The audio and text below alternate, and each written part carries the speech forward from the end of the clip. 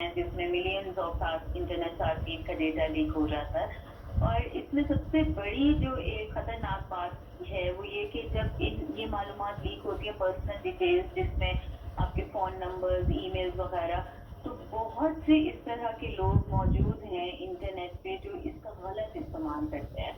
تو اس میں ہیکرز ہیں, اسکیمرز ہیں, اور اسکیمرز جو ہیں وہ سب سے زیادہ ان معلومات کے استعمال کر کے ہم نے دیکھا ہے کہ بہت سی جھوٹی خبریں اور یہ جو اسکیم مختلف ہوتی ہیں کہ آپ کا انعام نکل آیا یا, تو وہ پھر جو معصوم صارفین ہوتے ہیں جن کو زیادہ علم نہیں اور اویئرنیس نہیں ہے ان اسکیمز کی, وہ ان اسکیمرز کا شکار ہو جاتے ہیں. لیکن اس کے ساتھ ساتھ یہ کہ بہت ایسا خطرناک ہیکرز بھی ہوتے ہیں جو کہ صرف فائنینشیل فراڈ کے لیے معلومات کے استعمال نہیں کرتے بلکہ بہت سے اور جرائم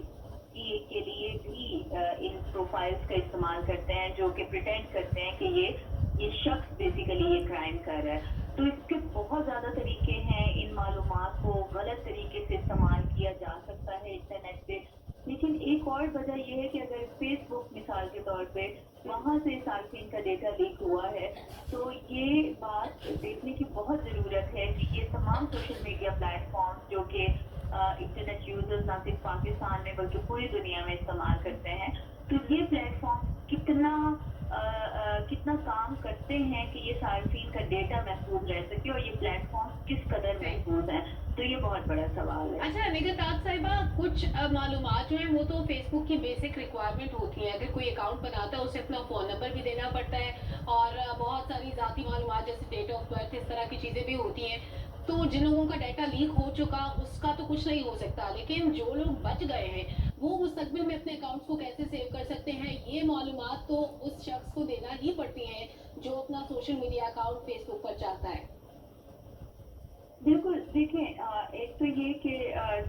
سب سے پہلی بات یہ کہ جب سوشل میڈیا پلیٹ فارمز پہ ہم اپنی پروفائلز بنانے جاتے ہیں تو اس وقت ہی ہم یہ فیصلہ کر لیتے ہیں کہ ہمارا کچھ ڈیٹا جو ہے وہ کمپرومائز ہوگا, کیونکہ وہ آپ نے وہ ڈیٹا ان اینی کیس اس پلیٹ فارم کو دینا اور تبھی اس کے بدلے میں آپ کی پروفائل بنے گی. لیکن یہاں پہ سوال یہ ہے کہ جب یہ بہت پاورفل کمپنیز ہیں, یہ ٹیک جائنٹس بہت پاورفل ہیں, تو یہ یوزرز کا حق بنتا ہے اور ساتھ میں فرض بھی بنتا ہے کہ ان کو پش کریں کہ جو ڈیٹا یہ ہم سے کلیکٹ کرتے ہیں وہ اس کی حفاظت ان کا فرض ہے. تو اس کی حفاظت ان کا فرض ہے. نگہت صاحبہ ساتھ ہی رہیے گا, سوشل میڈیا ایکسپرٹ نگہت داد صاحبہ ہمارے ساتھ موجود ہے. سائبر کرائم ایکسپرٹ خواجہ محمد علی صاحب نے بھی ہمیں جوائن کیا ہے. خواجہ محمد علی صاحب, فیس بک پر بہت سارے صارفین کا ڈیٹا لیک ہوا ہے. اس ڈیٹا کو جو ہیک کرنے والے لوگ ہیں ان کے خلاف ممکنہ طور پر کیا کارروائی ہو سکتی ہے؟ جی دیکھیے, یہ اس طرح کے ابھی تھوڑی دیر پہلے جیسے میرے ناز صاحبہ نے بھی بتایا کہ بہت سے لیکس پہلے بھی ہوئے ہیں اور یہ ہوتے رہے ہیں, آج کل وہ بھی ہمیں نظر آ رہا ہے دنیا بھر میں.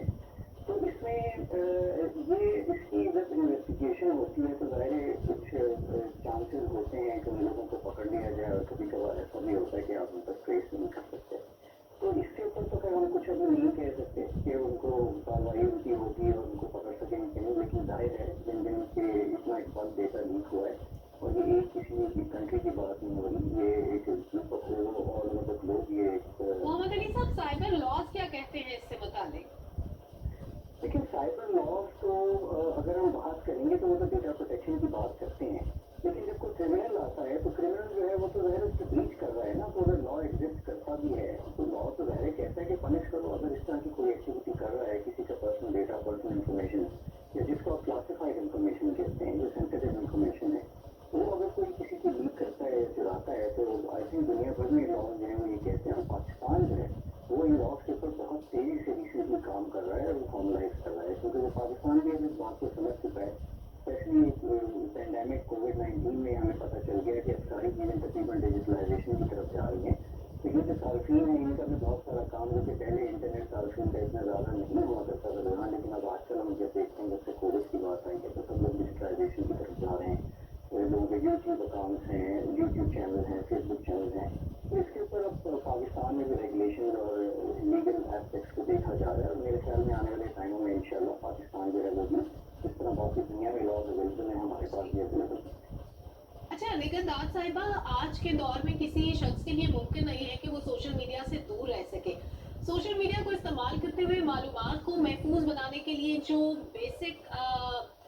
यू कैन से जो टिप्स हैं वो क्या हो सकती हैं? बहुत जो बुनियादी टिप्स हैं जब आप इंटरनेट पे जाते हैं और सोशल मीडिया अकाउंट बनाते हैं या व्हाट्सएप पे इस्तेमाल करते हैं, तो सबसे जो बुनियादी बात है वो ये कि आपका पासवर्ड जो है, जो आपको तकरीबन हर चीज़ के लिए चाहिए, वो कितना मजबूत है। जब आपका पासवर्ड स्ट्रांग होगा तो आपकी आधे से ज़्यादा जो डिजिटल सिक्योरिटी है वो वहीं पे ही स्ट्रांग हो जाएगी। एक ये बहुत इंपॉर्टेंट बात है कि लोग एक पासवर्ड जो है वो तमाम अकाउंट के लिए इस्तेमाल करते हैं, वही फेसबुक के लिए, वही ईमेल के लिए। तो ये बहुत ज़रूरी है कि मुख्तलिफ अकाउंट का मुख्तलिफ पासवर्ड हो, लेकिन वो पासवर्ड मजबूत हो। दूसरी बात ये कि 2 स्टेप वेरिफिकेशन जो है, जिसको 2 फैक्टर ऑथेंटिकेशन भी कहते हैं,